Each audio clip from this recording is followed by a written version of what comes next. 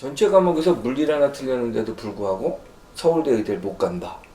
서울대 의대가 문제가 평균 점수에서 내 점수가 얼마만큼 격차가 나는지 그게 가장 중요할 수 있겠죠.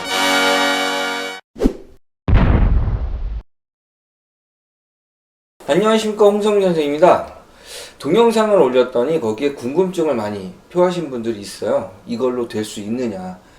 틀린 개수로 합격선을 이해시키는 것은 문제점이 있을 수 있지만 일단 가장 중요한 것은 쉽게 이해시킬 수 있고요. 그 다음에 그만큼의 합리적인 근거를 갖고 있기 때문입니다. 자, 그럼 문제점은 어떨까? 문제점이 분명히 있어요. 어떤 문제점이 있느냐면 작년 같은 경우에 물리가 원체 쉬워서 하나 틀렸을 경우에 100분위가 90%까지 떨어져요. 그럼 표준 점수가 대략 8점에서 10점까지 차이 나는 경우가 있거든요. 전체 과목에서 물리를 하나 틀렸는데도 불구하고 서울대 의대를 못 간다. 서울대 의대가 문제가 아니죠. 서울대도 못 간다는 결론을 내릴 수 있거든요. 그런 문제점이 있을 수 있습니다. 자, 하지만 여러 가지 이유로 해서 틀린 개수로 이야기를 했을 때 여러분들한테 쉽게 합격선을 이해시킬 수 있고 그만큼의 합리적인 근거가 있어요. 자, 그럼 문제점부터 먼저 말씀을 드릴게요. 자, 그러면 우리가 합격을 가늠할 수 있는 지표로 어떤 게 있는지 한번 살펴볼게요. 그거는 석차 백분위, 그 다음에 원점수, 그 다음에 표준점수입니다. 근데 원점수는 기입이 안 되기 때문에 여러분들 말씀드리기 어렵겠죠? 자, 석차 백분위가 있어요. 석차 백분위는 내가 몇 퍼센트 안에 속해 있느냐. 상위 94%면 내가 상위 94% 안에 내 등수가 있다는 거죠. 자, 이거는 등급 환산 점수하고 석차 백분위 점수는 같은 맥락을 갖고 있다고 보시면 됩니다.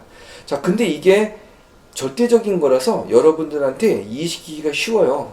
하지만 문제점이 있어요. 어떤 문제점이 있느냐면 우리가 이 수능 입시제도 자체가 표준 점수의 총합을 가지고 합격선을 만들어내기 때문에 문제점이 있는 거죠. 자, 그러면 절대적인 위치로 생각을 해도 문제점이 생기는 이유에 대해서 생각을 해볼까요? 자, 표준 점수가 가장 큰 문제점이겠죠. 그럼 표준 점수가 나타나게 된 배경을 조금 설명해 드릴게요. 표준 점수는 원점수 마이너스 평균을 표준 편차로 나눠요. 그러니까 가장 중요한 것은 극사인 같은 경우에 서울대를 가는 것이니까 평균 점수에서 내 점수가 얼마만큼 격차가 나는지 그게 가장 중요할 수 있겠죠.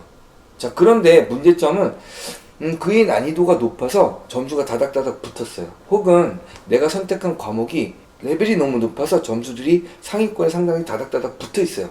이런 경우가 있겠죠. 그러면은 좀 불리하잖아요. 원점수에서 평균까지 점수의 차이가 나한테 가장 큰 중요한 요인인데 이게 다닥다닥 붙어 있으면 거리가 좁으니까 문제점이 생기겠죠.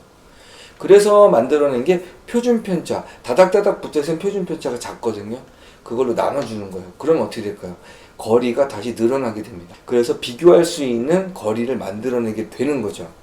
자, 이것처럼 표준 점수는 그의 난이도, 그리고 선택한 집단, 그리고 선택한 집단의 레벨, 그리고 그 과목의 그 난이도를 감안해서 점수를 구성하는 겁니다. 자, 그래서 이렇게 이야기할 수 있어요.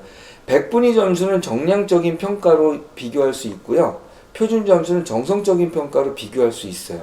물론 정성적인 평가를 사람의 어떤 감성이라든지 뭐 이런 걸로 평가하는 것이 아니고 그 집단이 속한 난이도라든지 그의 난이도, 그리고 점수들이 다닥다닥 붙어 있게 되는 그런 상황들을 고려해서 점수를 환산해주는 정성적인 평가로 이해할 수 있다는 거죠. 자, 그러면 표준 점수는 가장 큰 문제점이 있어요. 어떤 문제점이 있냐면 그의 난이도에 따라서 점수가 바뀐다는 겁니다. 그러니까 전년도에 합격했던 그 점수를 여러분들 이야기를 한다고 해도 여러분들한테 합격선을 이해시킬 수 없다는 거죠. 대성이라든지 진학사와 같은 평가기관들이 내세우는 표준 점수가 있어요. 하지만 그것도 100% 신뢰할 수 있는 사항은 아니기 때문에 이거로 여러분들을 쉽게 이해시키는 데는 문제가 있게 됩니다. 이거 외에 또 다른 영향을 주는 게 하나 있어요. 어떤 거냐면 대학 간의 과목 간 반영 비율이 다르다는 거예요. 자, 그건 어떤 건지 한번 확인해 볼게요. 연세대학교 같은 경우에는 국어, 수학, 영어, 과학이 국어 200, 수학 300, 영어 180, 과학 300입니다. 과학이 국어보다도 반영비율이 높아요. 수학하고 반영비율이 같죠. 반면에 서울대 같은 경우에는 국어, 수학, 과학, 영어는 절대평가이기 때문에 감점하는 제도로 가기 때문에 큰 영향을 주지 않아요. 그렇기 때문에 여기서 점수의 요인은 빼겠습니다. 그래서 국어는 100, 수학은 120, 과학은 80이에요.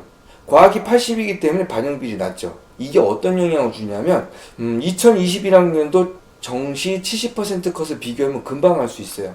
연세대 같은 경우에는 국어 100%, 수학 100%, 과학 99%에 들어야만 합격을 할 수 있었습니다. 자, 반면에 서울대 같은 경우에는 국어 100%, 수학 100%로 비슷했지만 과학이 98.5%예요. 그러니까 격차가 좀 크죠. 이것처럼 반영 비율에 따라서 합격선이 다르게 나타날 수 있어요. 이런 것들을 모두 감안하고서라도 서울대, 연대, 카톨릭대, 의대에서는 저는 틀린 개수로 여러분들한테 합격선을 설명할 겁니다. 왜냐하면 그만큼 쉽고, 그리고 극상위권에서는 그만큼 어느 정도 합리적인 근거가 되기 때문이에요. 자, 그런데 이것을 모두 다 적용시킬 수는 없습니다. 이거는 극상위권 의대에서만 가능한 얘기예요. 왜냐하면 그만큼 경우의 수가 적기 때문이죠. 자, 그것을 적용할 수 있는 대학은 서울대, 연대, 그 다음에 카톨릭대, 의대 정도로 판단하고 있습니다. 자, 그럼 다른 대학들은 경우의 수가 원체 많기 때문에 이걸로 판단할 수는 없겠죠. 제가 지금까지 서울대 의대, 연대 의대, 카톨릭 의대를 틀린 개수로 합격선을 가능하는 거에 대한 이유를 말씀드렸습니다. 자, 그러면 이걸 감안하시고요. 다음번에는 제가 연세대학교하고 카톨릭 의대의 합격선을 틀린 개수를 가지고 여러분들한테 쉽게 설명을 드릴 겁니다. 자, 그럼 다음에 뵐게요.